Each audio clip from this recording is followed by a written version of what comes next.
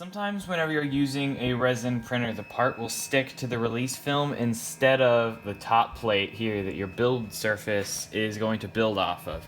So it's sort of a pain to clean off once it's done that, but it's underneath all the resin here, so we're gonna have to empty out the resin and then scrape it off that release film. I'm gonna clean the build surface just to make sure whenever I start the print again, this will be clean and it can adhere to that. Rubbing alcohol will dissolve the resin, but whenever you're doing this, it really stinks. So a mask might not be a bad idea.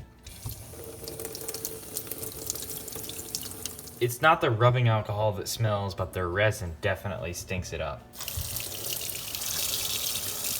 After the rubbing alcohol, a little bit of soap and water is going to clean the surface and strip it of any oils that might still be on it. With the build surface cleaned up, it's always a good idea not to touch the build surface, keep any oils off of it. You want to give it the best chance it has of sticking. Now we'll remove the tank with the 2 screws on each side, and then this whole thing, take it slow, will come off. And we're going to empty it into this tray here. Sometimes this can end pretty messy if you don't have like something with a wide mouth.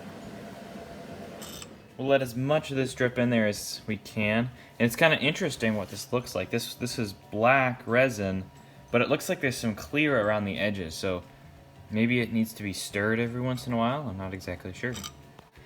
This is what happens whenever the build does not stick to the build plate. You actually get a full view of, this is a TIE fighter, of what that would have looked like, except it's all 2-dimensional. That's really cool. We want to make sure that everything is clean, wipe all the resin down so nothing is spreading. Some of these resins can have some nasty chemicals in it, so if you get any on your hands, make sure you wash it off. We'll put this back on the LCD screen. Never touch the LCD screen or underneath it.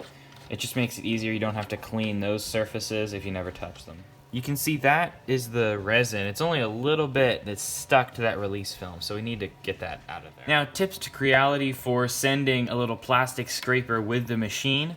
And this is a very delicate plastic film that's on the bottom here, so we're going to be very careful with it. Now, this shouldn't be too stuck to the film, so just take your time here. We don't want to break it. I'm starting to get under it right here. That's looking good, starting to really come off. There it is. That's that easy.